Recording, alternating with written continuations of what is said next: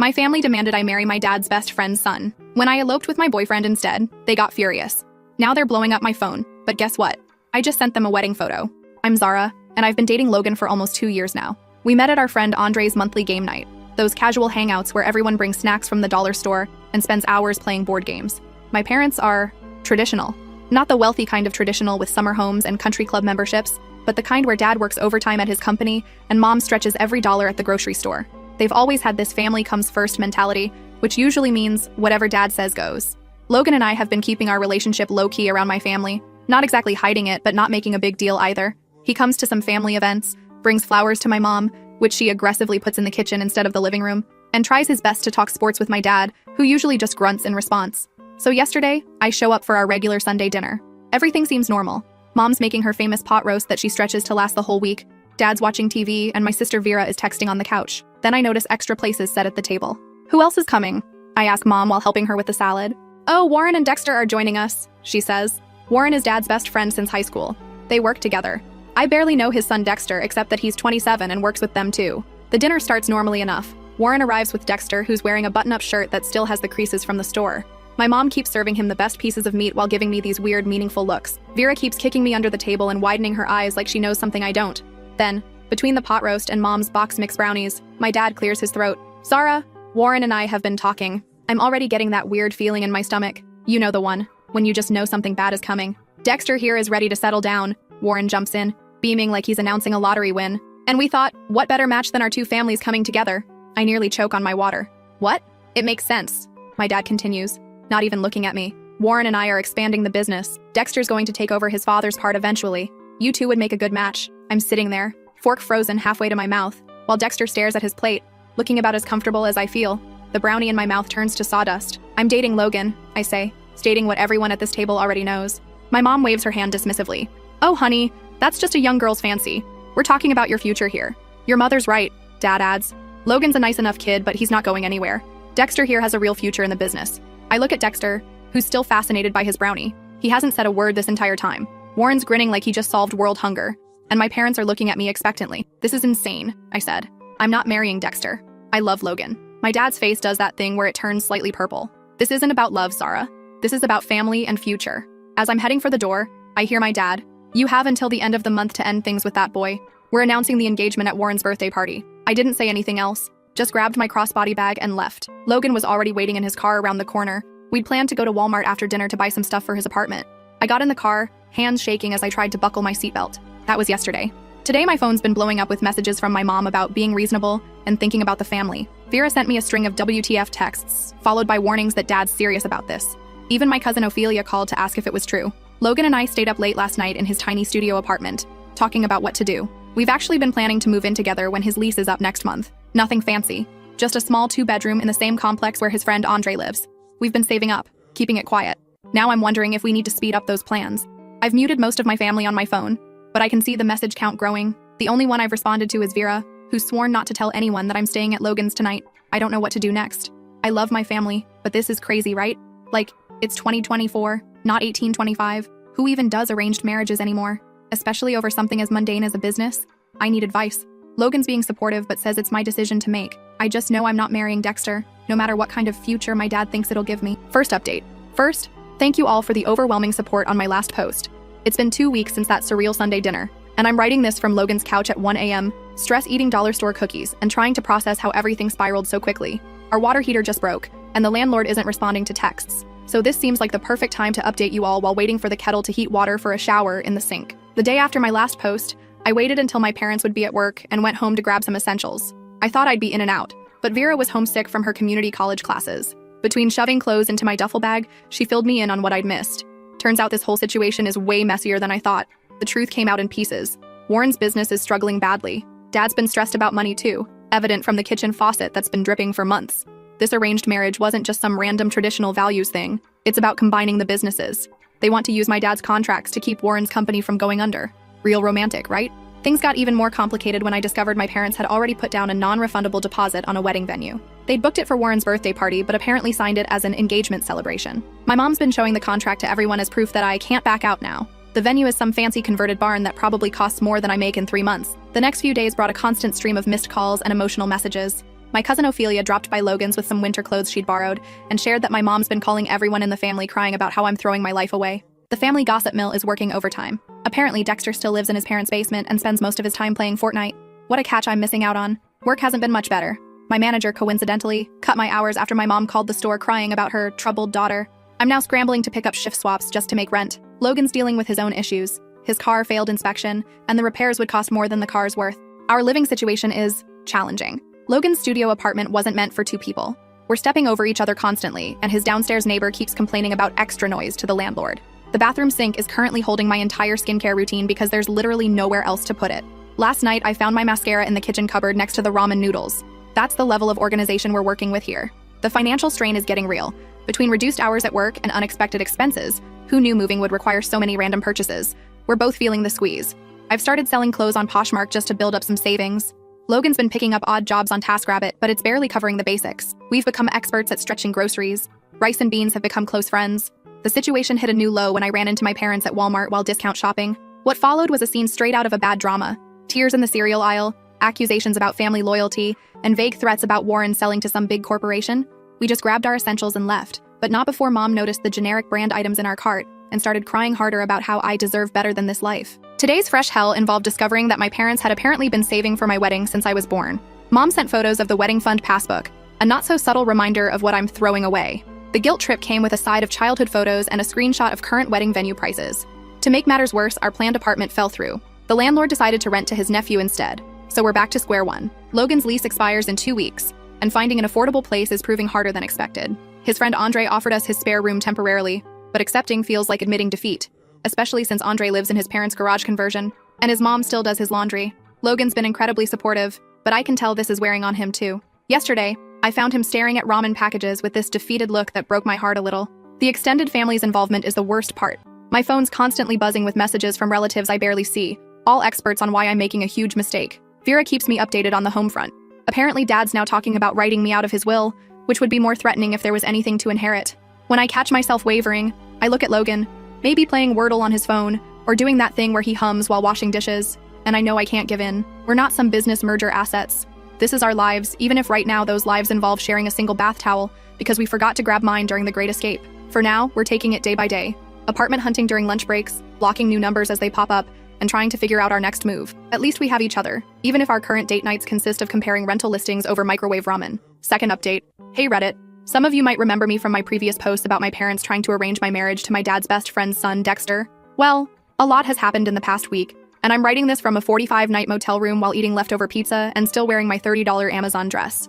It wasn't exactly the wedding I dreamed about as a kid, but honestly, it was perfect in its own weird way. The decision to elope came after finding out my parents had started sending out pre-engagement party invitations to that fancy barn venue they booked. My sister Vera sent me a photo of the invitation. They'd even picked out my future married name and everything. That was the final straw. Logan and I had been talking about marriage anyway, especially since we've been living together for the past few weeks. One night, while sharing a bowl of microwave mac and cheese and watching our neighbor's cat through the window, we've named her Princess even though she's not ours. We just looked at each other and knew. We planned it for a random Tuesday. Not because it was special, but because we both managed to get the day off work, and the courthouse had an opening. Andre, Logan's friend, not my dad's, agreed to be our witness. I bought a simple white dress from Amazon that honestly looked better in the photos, and Logan wore his one good button-down shirt, the one without any wrinkles. The morning of, everything that could go wrong did. The zipper on my dress got stuck. Logan's car made that weird noise again and wouldn't start. We had to take an Uber to the courthouse, splitting the fare 3 ways with Andre because we're all broke. The driver kept asking why we were dressed up, and we just said we had a court appointment. Technically true, right? The ceremony itself took maybe 10 minutes. The clerk was eating her lunch while processing our paperwork, and there was a guy in the corner frantically filling out jury duty forms. Not exactly romantic, but we couldn't stop grinning like idiots. Andre took photos on his phone. Most of them are blurry, but there's one good one where Logan and I are just looking at each other and laughing because I almost dropped the $12 ring we got. We celebrated at the diner around the corner, split a plate of fries and a milkshake because that's what was left in our wedding budget. Andre insisted on paying for his own coffee, saying it was his wedding gift to us. The waitress gave us free pie when she found out we'd just gotten married. First bit of wedding luck we'd had all day. Then came the hard part, telling people. We decided to do it through a simple Instagram post. Just that one good photo Andre took with a casual caption. So, we did a thing. The first response was from Ophelia, just a string of heart emojis. Then Vera called, simultaneously laughing and crying. She was happy for us but worried about the fallout. Which, well, she was right to be. My mom saw the post while at the grocery store. I know this because she called me from the parking lot. sobbing so hard the cart attendant asked if she needed help. She kept saying things about how she'd never be able to show her face at church again. How could I do this to the family? What about the venue deposit? Dad's reaction came through Vera. Apparently, he threw his phone across the room when he saw the post. Warren, his best friend, immediately drove over to their house. Dexter surprisingly liked our Instagram post and even commented "congratulations," which probably didn't help the situation. The extended family response has been a mix of shocked Facebook messages, angry texts, and a few quiet congratulations. My cousin tagged me in a TikTok about ungrateful children. Real mature. We're currently laying low in this motel because our apartment application is still processing, and Logan's lease ended yesterday. The room smells like old cigarettes, and the Wi-Fi keeps cutting out, but it's our first home as a married couple. We've been watching random YouTube videos on Logan's phone and ordering cheap takeout, making the best of it. The wedding venue called. Turns out my parents tried to cancel my engagement party but still lost the deposit. They're apparently telling everyone I forced them to book it, which is a creative interpretation of events. Money's still tight. We're both picking up extra shifts when we can, and I'm selling more stuff on Poshmark. The apartment we applied for isn't fancy. It's a ground floor 1-bedroom with a weird layout and no dishwasher, but it would be ours. The leasing office said they'd let us know by Friday. Vera's been our main source of news from home. Mom's apparently redecorated my old room already. Took down all my photos and everything. Dad's telling everyone at work that I'm going through a phase. Warren's wife keeps trying to arrange a family meeting to fix things. The strangest reaction came from Dexter himself. He sent me a DM saying he's actually relieved because now he can finally tell his dad about his girlfriend. Apparently they've been dating for over a year, and she's not just a streamer, she's also a single mom. Warren would definitely not approve. Logan and I are taking it day by day. Sometimes I wake up panicking about everything we've done, but then Logan makes me laugh by trying to cook ramen in our motel room's coffee maker, and I remember why I chose this. It's not perfect, but it's ours. Third update. Sometimes truth comes in the most unexpected ways. In my case, it came through a stack of water damage papers I found while helping Vera clean out our flooded basement after last week's storm. The basement incident happened when Vera called asking for help. Mom and Dad were at some church fundraiser, and she was panicking about water seeping in. Logan and I drove over to help save what we could. While moving boxes to higher ground, I found Dad's old filing cabinet had tipped over. Papers everywhere, mostly soaked. As we were sorting through what could be saved, I found something interesting. Loan documents. Lots of them. All with Warren's signature, and my dad as guarantor. The dates went back years. Small loans at first, then bigger ones. The most recent was from just before this whole marriage mess started. Some had red final notice stamps. Others had payment schedules with missed check marks. It was like looking at a timeline of Warren's business slowly sinking. But here's where it gets weird. Mixed in with the loan papers were emails printed out between Dad and some big development company. They were interested in buying both businesses, Dad's and Warren's, but only if they came as a package deal. The offer was actually decent. Enough to clear all the debts, and then some. The catch? They wanted proof of stable succession planning. Basically, they weren't buying unless they knew the businesses would stay together long term. That's where Dexter and I came in. The perfect solution to show the businesses would be family-run for years to come. While we were still processing this, Vera found more papers. Turns out Warren had been hiding how bad things were from everyone, including his wife. He'd mortgaged their house twice without telling her. My dad had co-signed everything, probably thinking Warren would turn things around eventually. The real kicker? A draft of a contract dated just before the whole marriage proposal thing. Warren had already started selling off equipment to cover payments. Dad was about to lose everything he'd built up over 20 years because he'd trusted his best friend. I took photos of everything before the water could destroy them completely. Sent them to Dexter too. He deserved to know. His response was just, well, that explains the rush. Apparently, his dad had been pushing him to settle down for months, even tried to break him up with his girlfriend. The next day, Ophelia came over to our apartment, bringing housewarming ramen because that's our thing now. She had more tea. Warren's wife found out about the second mortgage and has moved in with her sister. Dexter finally told everyone about his girlfriend and her kid and moved in with them. Warren's staying with his brother, supposedly to give her space, but probably because she changed the locks. Dad still won't talk to me directly, but he's been asking Vera weird questions about my new place, if I'm eating enough, that kind of thing. Mom switched from angry Facebook posts to sharing missing my daughter memes, which is progress, I guess. Yesterday, I got a text from Warren. Just, I'm sorry. I haven't responded yet. Not sure I will. Logan's been amazing through all this. He doesn't say much about it, just holds me when I need it and makes terrible jokes when I get too serious. Last night, he tried to lighten the mood by suggesting we could start our own business. But like, something simple. Maybe selling those little hats for cats online? We're doing okay. The apartment's slowly coming together. Found a real bed frame on Facebook Marketplace yesterday. Our upstairs neighbor's kid practices trumpet at 7 a.m. every day, but we're getting used to it. I'm picking up extra shifts at work, and Logan started doing food delivery on weekends. It's not glamorous, but the bills are getting paid. Vera says Dad's been in his garage a lot lately, probably trying to figure out what to do next. The development company pulled their offer when the merger fell through. She overheard Mom telling her friend on the phone that they might have to sell the house, the one they've lived in since before I was born. Part of me feels guilty, even though I know none of this is really my fault. Another part is angry that they tried to use my life to fix their business problems. Mostly, I'm just tired of the whole thing. Last update. I wasn't planning on posting again, but I just had the most surreal Thanksgiving experience. and I thought you all might want to know how things turned out after the whole arranged marriage drama. First off, Logan and I are still in our tiny apartment. We finally got a real bed frame. Goodbye, air mattress. And the neighbor's kid has moved on from trumpet to drums. Progress? The upside is we found out our other neighbor works at a furniture outlet, so we got a slightly damaged couch for practically nothing. It has a weird stain that kind of looks like Danny DeVito if you squint, but it's comfortable. The biggest change happened about 2 months ago. Mom started sending these weird thinking of you texts, usually late at night when she was watching those crying videos on Facebook. Then she asked if we could meet for coffee.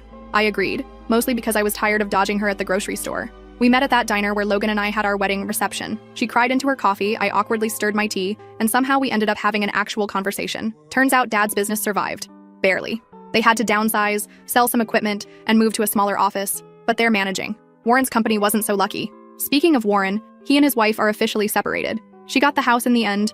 Remember those secret mortgages? He's still living with his brother, who apparently has started charging him rent. Dexter's doing surprisingly well. He moved in with his girlfriend and her kid, started streaming on Twitch himself, and actually makes decent money doing it. His mom told my mom he seems happier than he's been in years. He and Logan even game together sometimes, which is weird but kind of nice.